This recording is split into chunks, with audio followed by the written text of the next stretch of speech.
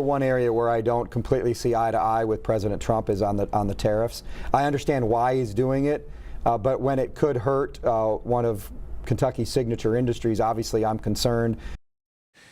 Tonight here at 5, he is on his way out, but he has been one of Kentucky's most powerful Republicans. He's worried how President-elect Donald Trump's tariff plan could impact Kentucky's bourbon industry. It was one of several topics that the outgoing state senator Damon Thayer talked with our Isaiah Kim Martinez. Yeah, and he joins us in studio right now. Isaiah, he's leaving office, but he's still got plenty of insight. And plenty to say, as he always does. He's never been a stranger to the camera or doing interviews. But make no mistake here, in one of his final interviews as a lawmaker, we talked about many things, including whether higher office is in his future.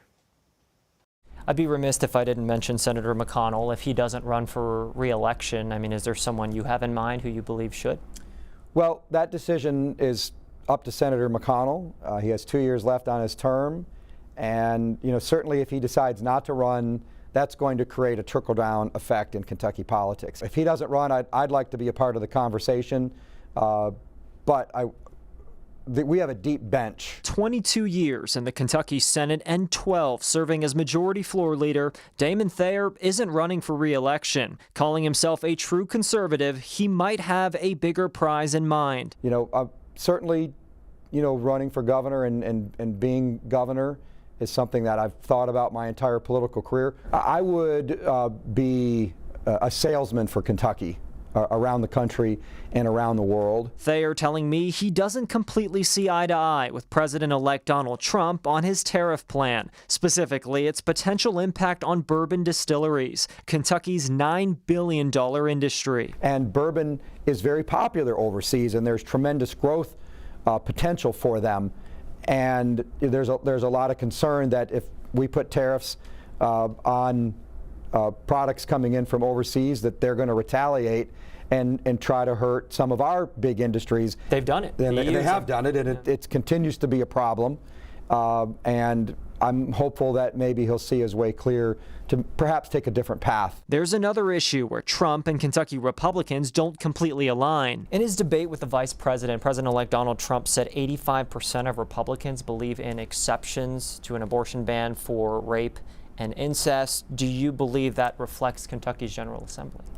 It does not reflect the Kentucky General Assembly. And I can tell you that because we did not have the votes to pass it in the last General Assembly. I think President Trump makes a very good argument. It's a tough issue that's not going to go away, but I would predict no action by the Kentucky General Assembly unless there's a court decision that would require it to do so.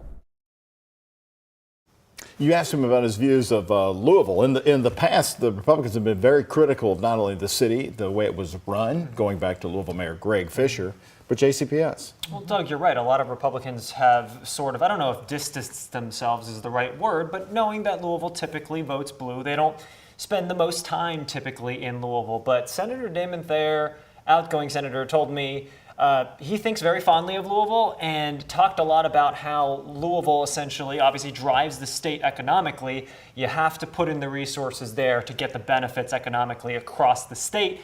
And he sounded like a guy running for governor and sounded like a guy who that's going to be a central part of his campaign, heightening up Louisville and investing money there. Looking for Republican votes here, which historically been hard to find. But the county data shows is trending more conservative, as is the entire state in this last election. So you can count it that Senator Thayer and others are looking at that as a possible opportunity. Okay. All right. We'll hear from him about Louisville coming up tonight at 6. Thanks, Thanks, Isaiah. Isaiah.